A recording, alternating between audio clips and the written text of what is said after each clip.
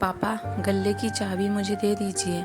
ग्राहक आते हैं तो हिसाब करना पड़ता है और आपसे रोज़ रोज़ पैसे लेना अच्छा नहीं लगता है। मैं भी 2 बच्चों का पिता हूँ, अब बड़ा हो गया हूँ।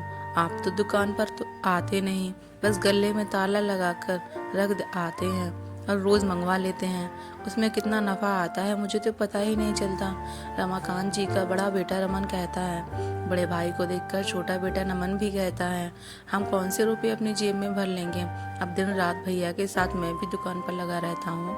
लोग बातें बनाने लगे हैं कि आपको अपने ही खून पर विश्वास नहीं है। रमाकांत जी दोनों बेटों की बात सुनते हैं और रुपयों का गल्ला अपने साथ कमरे में ले जाते हैं और कमरा बंद कर लेते हैं। देखिए भैया, पापा को कितना भी सुना दो इन्हें कोई फर्क नहीं पड़ता। मोटी चमड़ी के हो गए हैं। मम्मी के जाने के बाद ज़्यादा ही शक करने लगे हैं।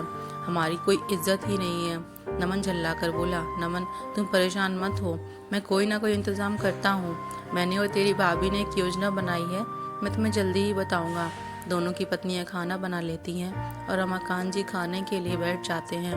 उन्होंने खाना देखा तो फिर बोले, नमिता बहू, आज मूंग की छिलके की दाल क्यों नहीं बनाई है? मैं रोज़ रात का खाना उसी से खाता हूँ, मुझे वो दाल जल्दी से पच भी जाती है। तभी छोटी बहू रंजना सामने रोटी रख देती है। बहू, ये रोटी में थोड़ा सा घी लगा देती। कितनी बार कहा है, मुझे अच्छा घी खाने की आदत है। घी लगाने से रोटी नरम हो जाती है और दांतों से चबाने में आसानी होती है। पापा, एक तो आपकी बहुओं ने गर्मी में खाना बनाया, अब जैसा बन गया है खा लीजिए, इतना क्यों परेशान कर रहे हैं? रमन ने कहा। तभी नमन ने कहा, आपकी जितनी सेवा हमारी पत्नियां कर रही हैं उतना तो किसी और की नहीं होती। आपको सबने सिर पे बैठा के रखा है तो आपके ज़्यादा ही नखरे हो रहे हैं। उसने भी फटकार लगाई। रमाकांत जी से ये सब नहीं सहा गया। नमिता की आवाज़ आती है, ज्यों ज्यों पापा की उम्र बढ़ रही है वैसे वैसे नखरे बढ़ रहे हैं। अब घर बार संभालें, आपके पापा के नखरे उठाएं। ये तो हमारे बच्चों से भी ज़्यादा परेशान करते हैं।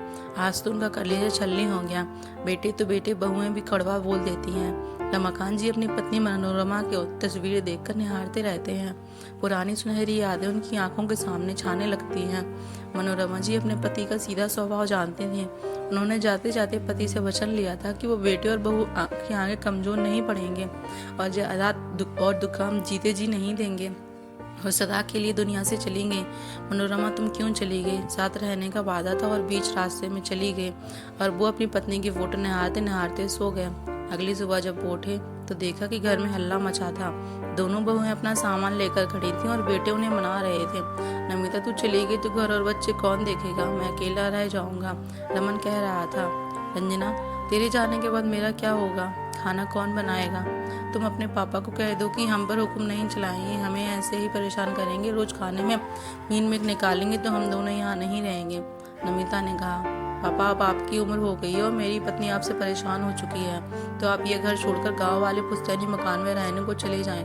माना वो घर खंडर हो चुका है, पर अब आपको जीना ही कितना है। जीवन का अंतिम समय आप वहाँ जाकर भगवान का नाम लेकर गुजारें और हमें चैन से जीने दें। बड़े बुजुर्गों का काम है वो घर में शांति और सुख बनाए रखें, रमन ने बेशर्मी से कहा। तभी नमिता बोली, ये घर से क्यों जाएंगे? इन्होंने तो हमें परेशान करने की ठान रखी है। मम्मी जी के साथ ये भी चले जाते ताकि घर में शांति तो बनी रहती। ये सुनते ही रमाकांत जी अंदर तक हिल गए, पर उन्होंने धैर्य बनाए रखा। बेटा रमन, मैं इस उम्र में कहाँ धक्के खाऊंगा? वो घर जो खंडर हो गया है अब रहने लायक नहीं है। बूढ़ी आंखों में कमजोरी आ गई है और अब तो हाथ पैर भी काम कांपते हैं। अब जाने कब ईश्वर का बुलावा आ जाए। मैं तो उन्हीं के बुलावे का इंतजार कर रहा हूँ। पर लगता है नमिता और रंजना, मैं तुम दोनों से पूछता हूँ, तुम अपने बच्चों और पति का पसंद का ख्याल रखती हो, उनकी पसंद का खाना बनाती हो, तो क्या बूढ़े ससुर के 2 समय का खाना नहीं दे सकती हो? हाँ, तुम्हें तकलीफ होती होगी, तो मैंने भी निर्णय लिया है।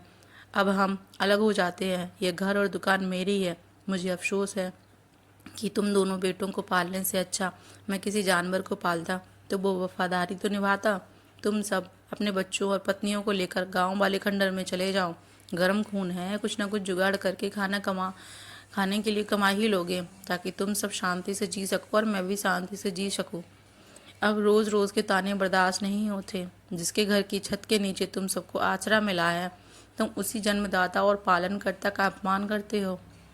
जिस दुकान का तुम खाते हो वो दुकान मेरी मेहनत का नतीजा है और उसी दुकान के मालिक को दो समय की रोटी भी में भी खरी खोटी सुनाकर देंगे तो उनके दिल पर क्या गुजरेगी। रमन, नमन, नमिता और रंजना को अपनी गलती समझ में आ गई। अब वो मिलकर रमाकांत जी का अच्छे से ध्यान रखने लगे। रमाकांत जी रोज अपनी पत्नी को याद करते और मन ही मन उसे धन्यवाद देते, क्योंकि उन्होंने ही उनको मजबूत बनाया था।